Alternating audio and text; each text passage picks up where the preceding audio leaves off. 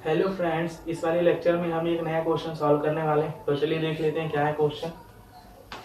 tan 65 degree upon cot 25 degree का मान ज्ञात कीजिए। तो हमें देखिए यहाँ पर tan 65 degree upon cot 25 degree का मान ज्ञात करना है। तो इसी का हमें मान ज्ञात करना है, तो इसे सॉल्व करना पड़ेगा। तो देखिए सोल्यूशन स्टार्ट करने के लिए क्या करेंगे, सबसे पहले जिसकी वैल्यू याद करनी है उसको हम लिख लेते हैं। तो हमने नाव करके लिखा tan 65 degree upon cot 25 degree. अब आप देख सकते हैं जिसका मान हमें ज्ञात करना है। तो देखिए यहाँ पर इससे पहले भी इस तरह के क्वेश्चन हमने सॉल्व किए थे जिसमें रेशियोज के साथ में कोई ना कोई एंगल लिखा होता था। तो देखिए उन क्वेश्चन को हमने जो पिछले लेक्चर्स में सीखा है उन क्वेश्चन को हमने टेबल की हेल्प से सॉल्व किया था, क्योंकि रेशियोज के लिए हमने टेबल की वैल्यूज को लर्न किया था। तो आपको मालूम होगा टेबल, क्योंकि आपने लर्न किया होगा तो आपने पढ़ा था उसमें जो टेबल थी रेशियोज की वैल्यू थी वो पर्टिकुलर एंगल के लिए थी। और आपको बताया गया था जो पर्टिकुलर एंगल होते हैं वो टोटल 5 होते हैं। कौन कौन से होते हैं? पहले तो आपने 0 डिग्री के लिए पढ़ा था, फिर आपने 30 डिग्री, और उसके बाद 45 डिग्री, फिर 60 डिग्री और फिर 90 डिग्री। तो आप देख सकते हैं आपने जो टेबल लर्न की थी वो 0 डिग्री के लिए रेशियोज की वैल्यू लर्न की थी, फिर 30 डिग्री के लिए लर्न की थी, 45 डिग्री के लिए लर्न की थी, 60 डिग्री के लिए लर्न की थी और 90 डिग्री के लिए लर्न की थी। लेकिन अब आप देख सकते हैं यहाँ पर tan के साथ 65 डिग्री और cot के साथ 25 डिग्री है। तो हमने ना तो 65 डिग्री एंगल के लिए वैल्यूज को लर्न किया और ना ही 25 डिग्री के लिए हमने वैल्यूज को लर्न किया, क्योंकि हमने केवल 0 डिग्री, 30 डिग्री, 45 डिग्री, 60 डिग्री और 90 डिग्री इन्हीं 5 एंगल के लिए लर्न किया। तो इसका मतलब ये है कि जो आपने टेबल लर्न की है वो हमारा यहाँ पर हेल्प नहीं करेगा, क्योंकि यहाँ पर tan के साथ 65 डिग्री आ रहा है और cot के साथ 25 डिग्री आ रहा है, और वैल्यू जो हमने लर्न की वो केवल इन्हीं एंगल्स के लिए की है। तो अब देखिए जब टेबल तो हम यूज नहीं कर पाएंगे तो हम इसका मान कैसे ज्ञात करेंगे? तो इसके लिए देखिए क्या करना पड़ेगा। अब क्योंकि टेबल तो हम यूज नहीं कर पाएंगे तो इसको हटा देते, क्योंकि 5 ही इस पर्टिकुलर एंगल होते हैं, 0 degree, 30 degree, 45 degree, 60 degree, 90 degree, उन्हीं के लिए हमने टेबल लर्न की थी। तो अब जब हमें tan 65 डिग्री और अपॉन cot 25 डिग्री का मान ज्ञात करना है, तो अब देखिए इसका मान ज्ञात करने के लिए क्या करेंगे। आपने पूरक कोण के बारे में पढ़ा है, कॉम्प्लीमेंट्री एंगल्स के बारे में आपको डेफिनेशन भी बताई गई थी। जब दो कोणों को जोड़ने पर 90 डिग्री प्राप्त होता है तो वो पूरक कोण कहलाते हैं। मतलब ऐसे दो एंगल जिनका सम 90 डिग्री के इक्वल होता है कॉम्प्लीमेंट्री एंगल्स कहलाते हैं। और उसी के लिए आपको देखिए फॉर्मूले भी बताए गए थे, जैसे sin 90 minus theta is equal to cos theta, cos 90 minus theta is equal to sin theta, tan 90 minus theta is equal to cot theta. ऐसे ही cosec 90 minus theta is equal to sec theta, sec 90 minus theta is equal to cosec theta, cot 90 minus theta is equal to tan theta. तो ये फॉर्मूले आपको बताए गए थे। तो अब देखिए ध्यान से, जब कभी भी रेशियोज के साथ में कोई ऐसा एंगल आ जाए जिसकी वैल्यू आपको टेबल में ना मिले, मतलब टेबल में आपने 0 डिग्री, 30 डिग्री, 45 डिग्री, 60 डिग्री और 90 के लिए लर्न किया, तो वो तो एंगल यहाँ पर है नहीं। तो अब देखिए क्या करेंगे, जब टेबल हेल्प नहीं करेगी तो हम चले जाएंगे कॉम्प्लीमेंट्री एंगल्स के लिए जो फॉर्मूले पढ़े उनके पास जाएंगे और उन्हीं को हमें यूज करना होगा। तो यूज कैसे करना है? तो यूज करने के लिए पहले देखिए आपको थोड़ा सा इसको अरेंज करना पड़ेगा, तो वो अरेंजमेंट आपको सीखना है। सबसे पहले देखिए tan के साथ 65 डिग्री है और cot के साथ 25 डिग्री। यहाँ पर देखिए जो भी एंगल आपको दिख रहा है किसी भी एक एंगल आपको सेलेक्ट करना है और उसका कॉम्प्लीमेंट्री एंगल ढूंढना है। तो आपको बताया गया था किसी भी एंगल का कॉम्प्लीमेंट्री एंगल अगर आपको पता करना है तो 90 से उसको डायरेक्ट घटा दीजिए। तो अगर हम मान लीजिए हमने सेलेक्ट कर लिया 65 डिग्री को, ठीक है, आप किसी को भी सेलेक्ट कर सकते हैं। तो अगर हमने सेलेक्ट किया है कि हम 65 डिग्री एंगल का कॉम्प्लीमेंट्री ढूंढने जा रहे हैं, तो देखिए क्या होगा। हमने बताया था आपको डायरेक्टली उसको क्या करिए 90 से घटा दीजिए। तो आपको मालूम है जब आप 90 से 65 घटाएंगे तो क्या होगा, देखिए 10 में से 5 घटाएंगे तो 5 मिलेगा और 8 में से 6 घटाएंगे तो 2 मिलेगा। इसका मतलब ये है कि 65 डिग्री का जो कॉम्प्लीमेंट्री एंगल मिलेगा वो 25 डिग्री है, ठीक है। अगर आपने 65 डिग्री को सेलेक्ट किया है तो उसका कॉम्प्लीमेंट्री ढूंढिए। अगर मान लीजिए किसी ने 25 डिग्री एंगल को सेलेक्ट किया तो वो भी इसी तरह से 90 से घटा देगा तो उसका उसे कॉम्प्लीमेंट्री एंगल मिल जाएगा। लेकिन हमने यहाँ पर 65 डिग्री सेलेक्ट किया था और उसका कॉम्प्लीमेंट्री हमें 25 डिग्री मिला है। अब जो ये कॉम्प्लीमेंट्री एंगल आया है उस एंगल को देखिए क्या वो क्वेश्चन में दिख रहा है। तो देखिए 65 डिग्री का कॉम्प्लीमेंट्री एंगल 25 डिग्री आया और वो देखिए 25 डिग्री हमें क्वेश्चन में दिख रहा है। बस ये आपको चेक करना होता है सबसे पहले। जब आपको ये मिल जाए, आपने किसी एक एंगल को सिलेक्ट किया और उसका कॉम्प्लीमेंट्री एंगल क्वेश्चन में मिल जाए, ठीक है। अब उसके बाद देखिए क्या करते हैं, इसका मतलब ये है 65 डिग्री और 25 डिग्री ये क्या होगा, एक दूसरे के कॉम्प्लीमेंट्री एंगल होगा। जब ये 65 डिग्री और 25 डिग्री कॉम्प्लीमेंट्री एंगल होगा तो देखिए हम कुछ रिजल्ट भी लिख सकते हैं डेफिनेशन के थ्रू। देखिए आपको मालूम है जब दो एंगल कॉम्प्लीमेंट्री एंगल होते हैं, जैसे 65 डिग्री और 25 डिग्री ये कॉम्प्लीमेंट्री एंगल हो गए, तो आपको मालूम है हम यहाँ से देखिए क्या लिख सकते हैं, इन दोनों का सम जो है वो 90 डिग्री के इक्वल होगा, ये हमें मालूम है यहाँ पर। तो यहाँ से हमने क्या लिखा, 65 degree plus 25 degree is equal to 90 degree. देखिए ये हमें मालूम है क्योंकि ये दोनों कॉम्प्लीमेंट्री है तो इनका सम 90 डिग्री के इक्वल होगा। जब आप सम लिख लें तब तो देखिए आपको क्या करना पड़ेगा, यहाँ से किसी भी एक एंगल की वैल्यू आपको निकालनी पड़ेगी। आप चाहे 65 डिग्री की वैल्यू निकाल लीजिए या 25 डिग्री की वैल्यू निकाल लीजिए। हम क्या करते हैं यहाँ पर, मान लीजिए हम 65 डिग्री एंगल की वैल्यू को निकालते हैं। तो देखिए जब हम 65 डिग्री एंगल की वैल्यू को यहाँ से निकालेंगे तो आपको मालूम है ये 25 डिग्री ट्रांसफर हो जाएगा राइट हैंड साइड में, तो क्या हो जाएगा 90 डिग्री माइनस 25 डिग्री। देखिए क्या किया हमने, 65 डिग्री की जब हमने वैल्यू निकाली तो 25 डिग्री राइट हैंड साइड में चला गया, ट्रांसफर हो गया। तो 65 डिग्री को अब हम क्या लिख सकते हैं, 90 डिग्री माइनस 25 डिग्री। बस ये हमें यहाँ पर करना है। आप यहाँ से 25 डिग्री की वैल्यू भी निकाल सकते थे, तो अगर 25 डिग्री की वैल्यू निकालेंगे तो 90 माइनस 65 हो जाएगा। तो हमने देखिए क्योंकि यहाँ पर 65 डिग्री एंगल की वैल्यू निकाली जो कि मिली हमें 90 डिग्री माइनस 25 डिग्री, आप चेक भी कर सकते हैं। अब देखिए जो आपने यहाँ पर ये वैल्यू निकाली उसी एंगल को यहाँ पर रिप्लेस कर दीजिए, मतलब उसकी वैल्यू पुट कर दीजिए। तो हमने 65 डिग्री एंगल की निकाली वैल्यू, तो उसी को हम यहाँ पुट कर देंगे।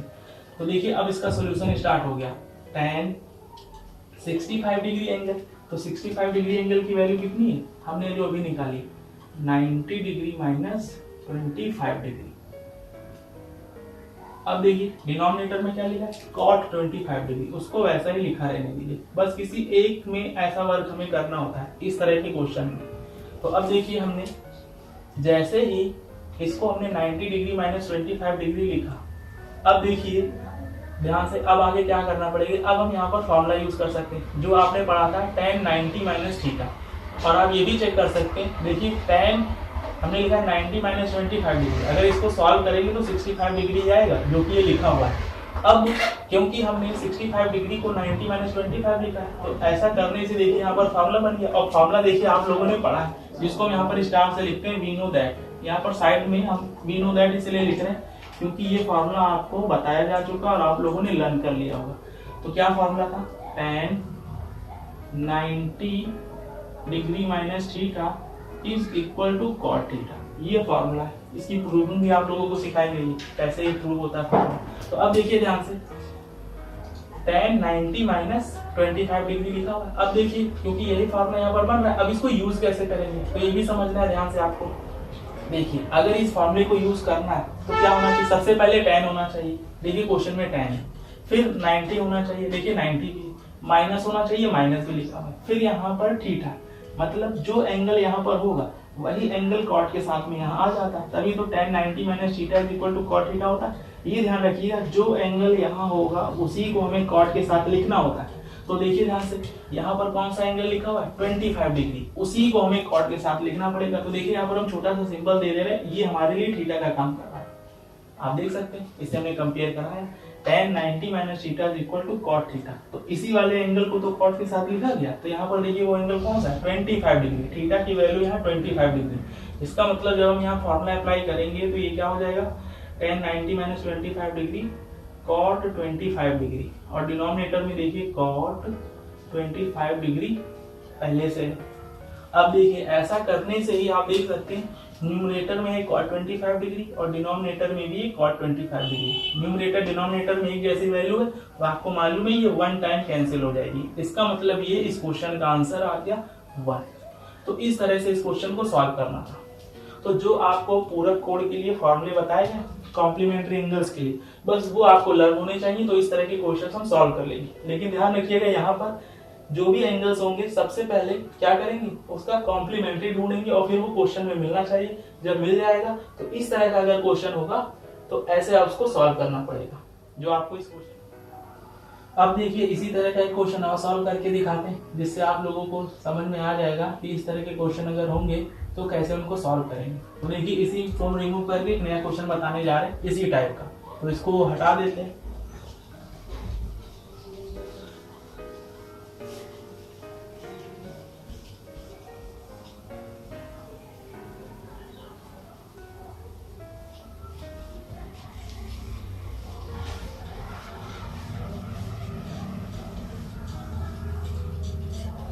समझिए, देखिए एक नया क्वेश्चन लेते हैं। जैसे हमने ले लिया यहाँ पर cos 59 degree upon sin 31 degree का मान ज्ञात कीजिए। अब देखिए इस क्वेश्चन को सॉल्व करते हैं। तो यहाँ पर हमें cos 59 degree upon sin 31 degree की वैल्यू ज्ञात करनी। तो देखिए हमने लिखा ना cos 59 degree upon sin 31 degree. तो इससे पहले वाले क्वेश्चन में भी आपको सिखाया गया अगर इस तरह का क्वेश्चन आएगा तो उसको कैसे सॉल्व करना है। सबसे पहले आपको एक एंगल सेलेक्ट करना है। तो यहाँ पर मान लीजिए हमने 31 डिग्री एंगल को सेलेक्ट कर लिया। तो हम क्या करेंगे, जिस एंगल को सेलेक्ट किया है उसका पहले हम कॉम्प्लीमेंट्री एंगल देखेंगे। तो डायरेक्टली अगर हमें कॉम्प्लीमेंट्री एंगल निकालना है तो क्या करते हैं, उसको 90 से घटा देते हैं। तो जब इसको घटाएंगे तो देखिए 10 में से 1 को घटाएंगे तो कितना मिलेगा 9, और 8 में से 3 को घटाएंगे तो 5 आएगा। इसका मतलब ये है 31 डिग्री का कॉम्प्लीमेंट्री एंगल कितना आ गया 59 डिग्री। अब जो ये कॉम्प्लीमेंट्री एंगल मिला है, अब ये देखिए क्या ये क्वेश्चन में है, तो 59 डिग्री देखिए हमें क्वेश्चन में मिला है। जैसे ही मिल जाएगा फिर क्या करना है, क्योंकि 31 डिग्री और 59 डिग्री कॉम्प्लीमेंट्री एंगल है तो हमें मालूम है इनको हम जब ऐड करेंगे तो ये 90 डिग्री के इक्वल होगा। तो देखिए हमने यहाँ पर उसका सम करके यहाँ पर लिख भी लिया 39 degree plus 59 degree is equal to 90 degree. अब जब आप इस तरह से लिख लें फिर किसी एक एंगल की वैल्यू निकाल लें, तो हम 31 डिग्री की एंगल की वैल्यू भी निकाल लेते हैं यहाँ से। तो क्या मिलेगी 90 डिग्री माइनस 59 डिग्री। तो देखिए 31 डिग्री की वैल्यू है 90 डिग्री माइनस 59 डिग्री। तो हम इसको रिप्लेस कर देंगे, तो इसको हटाते हैं और आगे इसको सॉल्व करते हैं। तो देखिए अब क्या करेंगे, cos 59 डिग्री, और देखिए क्योंकि हम 31 डिग्री की वैल्यू देखिए हमने यहाँ पर निकाली तो इसी को यहाँ रिप्लेस कर देंगे। तो देखिए क्या होगा sin 31 को क्या लिखेंगे 90 डिग्री माइनस 59 डिग्री, देख सकते हैं आप लोग। और जैसे ही हमने रिप्लेस किया तो देखिए यहाँ डिनोमिनेटर में sin 90 माइनस फार्मूला बन गया। तो अब देखिए फार्मूला हमें यूज करना है।